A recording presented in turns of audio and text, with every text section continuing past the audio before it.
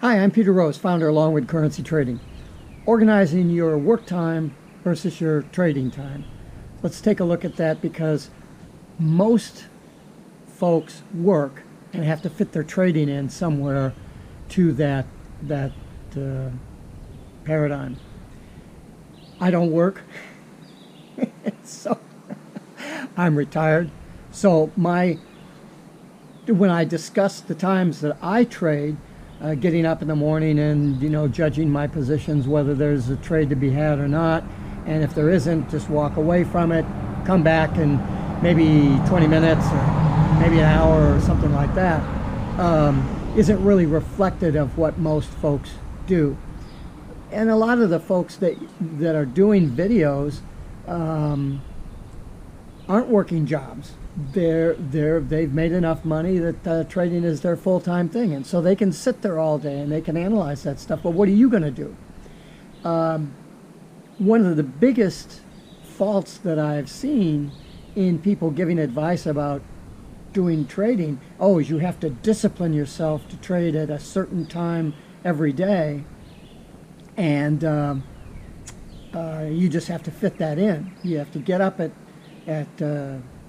2:30 in the morning if you're East Coast U.S. to catch the London Open, and if you want to be there 8 a.m. for the U.S. Open and you're in Central Time U.S. You're at that time, or if you're trying to trade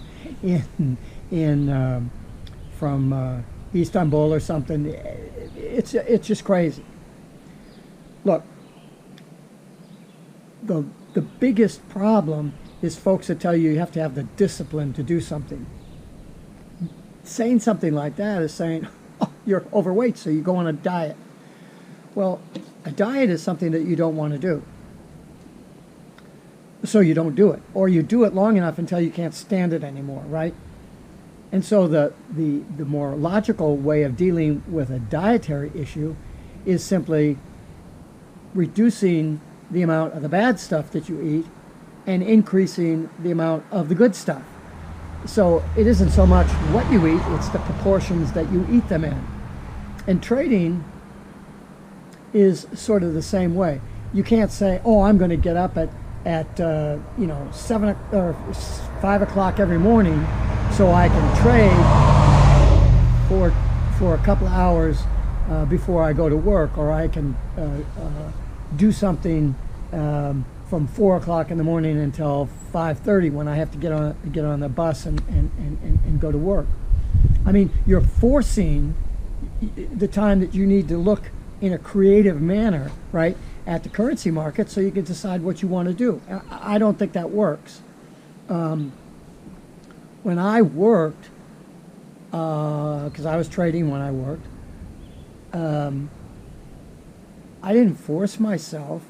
What I had was a trading plan, a process that allowed me to evaluate the battlefield, the market, and to say, is there going to be, number one, a trading opportunity in a reasonable amount of time from where I've just sat down?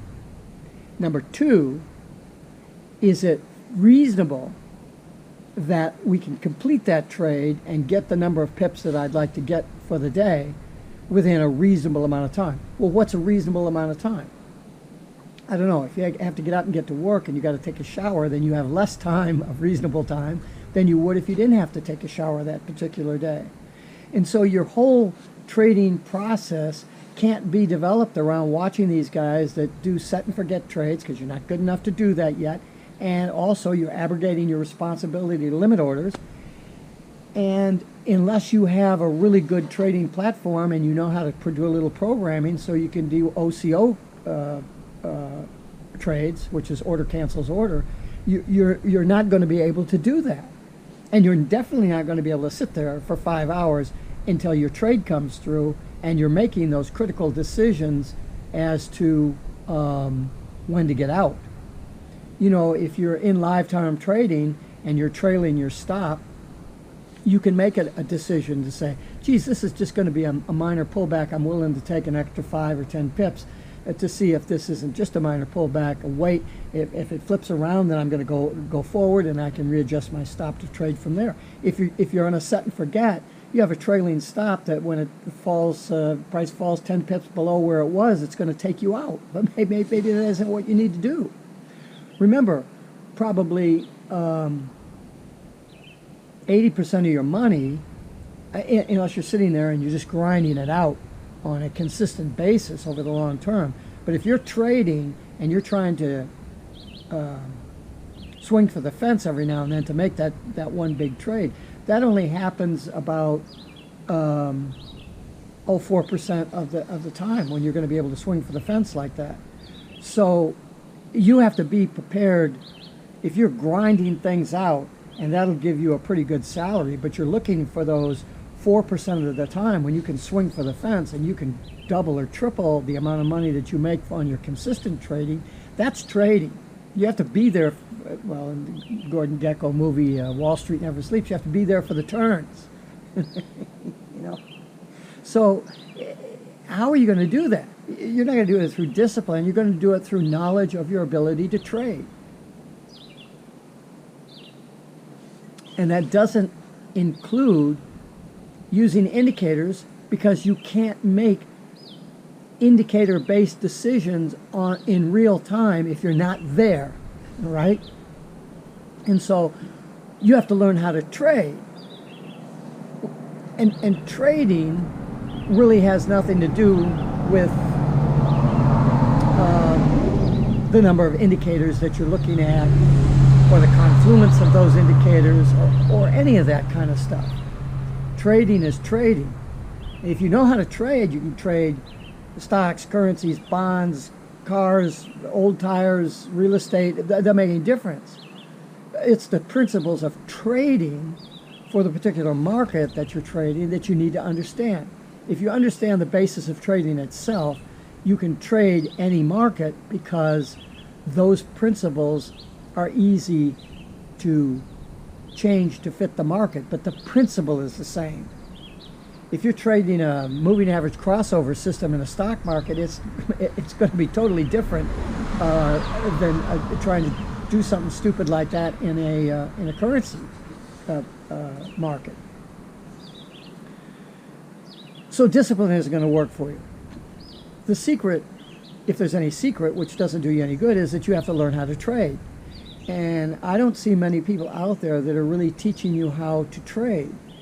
As a result of trying to follow their process, it cost me $40,000 to step back from it and say, look, you traded successfully in real estate, long-term trading real estate, for 40 years. You're a software engineer that mandates that you understand how to organize things and to solve complex problems. Why don't you do that instead of listening to all this crap that's out there on the videos on the internet and the stupid trading? Oh, we're going to teach you what a pip is and how to size your bank and how to trade Golden Cross and London Open and engulfing candle patterns. Learn how to trade. So I lost $40,000. I stepped back from it. I looked at that. You've heard the story many times, but it's worth repeating, because I looked back from that. It took me 15 minutes to figure out what I was doing wrong. I took my remaining $5,000 and doubled that in about 4.5 months. Just about doubled it. I was a couple of $100 short of that, and I thought, well, okay, I got this. And then I added $10,000 more to my account, and then $20,000, and have gone on from there. And the only reason I bring that up is not to tout what I did, but to show you the importance of learning how to trade, so that when you get good and you are trading large lot size positions and you're trying to make those decisions so that you can get the trade done and off to work, the question I propose to you is that right now trading a 1 full lot or 2 full lot position, and again, if you're doing trading at 100 or 200 to 1, don't even listen, don't subscribe to my channel. I don't want to talk to you. I can't give you any advice for that. You're just you're going to go broke. If you do what I do and take my advice and you're trading at 200 to 1, you'll go broke. But if you're trading reasonably and you don't want to lose your money, then you're trading that one full lot to two full lot position. You're going to have $7,000 to $14,000 to do that size position if you're in the U.S., because we have a margin requirement of 5% of the cash value of the position. So if you have a $100,000 position right now, it's going to cost you about $6,300 for one full lot just to do your margin. So the $7,000 will allow you to trade the one full lot.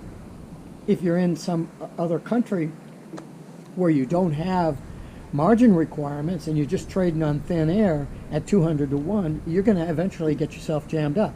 You may get your account to six figures, but it only takes one time pushing that kind of weight around for you to completely broke at 200 or 300 or 400 to 1 that you're trading. I mean, that's $200, $300, $400 a pip. You know, it doesn't take long to go broke. So if you learn how to trade, you don't need to be disciplined, because the trading removes the discipline from the equation. Just like in dieting, I have to have a lot of discipline in order to diet, but I don't need any discipline simply to say, oh, instead of having a 12-ounce piece of steak, I'm going to have a 6-ounce piece or a 4-ounce piece of steak. And instead of having a small little thing of vegetables to go with my 12 ounces of steak, I'll have a 4-ounce piece of steak and I'll have 12 ounces of vegetables. And your body decomposes that much better and you're healthy. I'm 74 years old. I weigh 150 pounds. I'm 5'6", okay? And I eat really good. So I don't have any discipline in that. Sue and I went out to, we had a lunch and then went down to the beach to walk on the beach. And it was a heavy, big lunch and a couple of glasses of wine, and that's okay. I can do that. I can fall off the rim every now and then, because I don't need the discipline, because I have the process.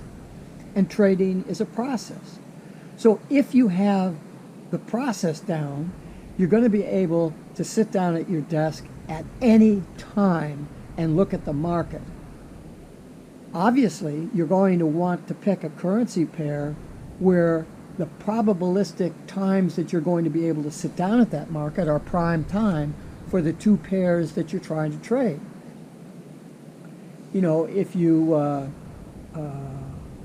trading, and you shouldn't be trading exotics or crosses, you should be trading the major six, because they encompass 80% of the it's probably $7 trillion of daily dollar flow that go through the currency markets right now. They're the biggest markets in the world. They dwarf a combination of the biggest other markets in the world on a daily basis.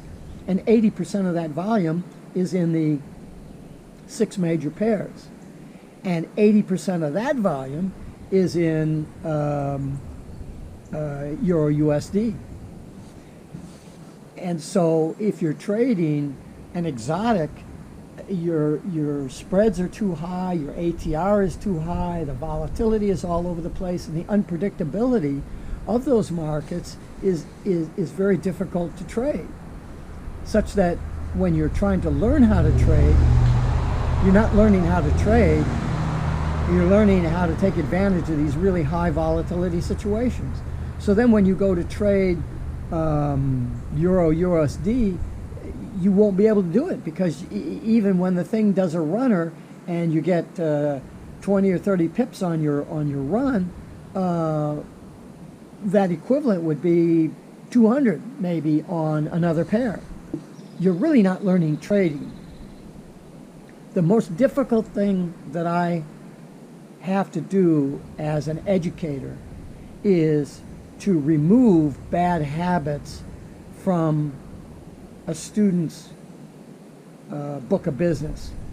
Because if you can eliminate so many of these extraneous things, you solve, I'm not kidding you, half of the problems that someone has. That's why if you are serious and you call me up and you're respectful, or you send me an email and you're respectful and you tell me about yourself and you want to engage in an email conversation, I'm more than happy to tell you what you should be doing and why I think that would be a good thing for you to do. That doesn't mean I'm telling you to do that. It just means, hey, try that for a while and see if that works. I can solve most of folks' problems just by offering basic trading advice, because the basic trading advice isn't out there. They want to tell you how to reset your parameters for a Bollinger Band, or how to better judge an engulfing candle pattern, or look for pin bars to do your trading. That's not trading. You don't have pin bars when you're trading cars.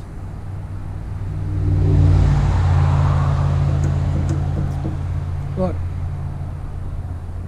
if you learn how to trade, you can sit down at any time during that time when both of your pairs are trading. So you have to look at the pairs that are available to you. That's number one, and match that up with your work schedule. You don't want a pair that's going to be really active when you're trying to do your commute home. You don't really want to trade right when you get home, do you? You've got the kids to take care of. You got to pay attention to your partner. The dog's got to be taken care of. You got to spend some time unwinding from the day, or you're just going to be a crazy person. So maybe your sweet spot for trading is 10 at night, Eastern U.S. time, to maybe midnight. There's 2 hours there for you, if you want to if you want to have a 2-hour period. Because if you know how to trade, how many pips do you think you need to make on a daily basis? You know, if you make 5 pips a day, 5 days a week, 4 days a week, that's 20 pips a week. That's 80 pips a month. 800 pips a year. Taking 2 months off. Well, 800 pips is a lot of money. I mean, if you're trading one full lot, that's 8,000 bucks. If you're trading a 10 lot, it's $80,000. Don't think that you have to make more pips to make more money. You have to have more money in your bank to make the same amount of pips to make more money. That's the secret sauce.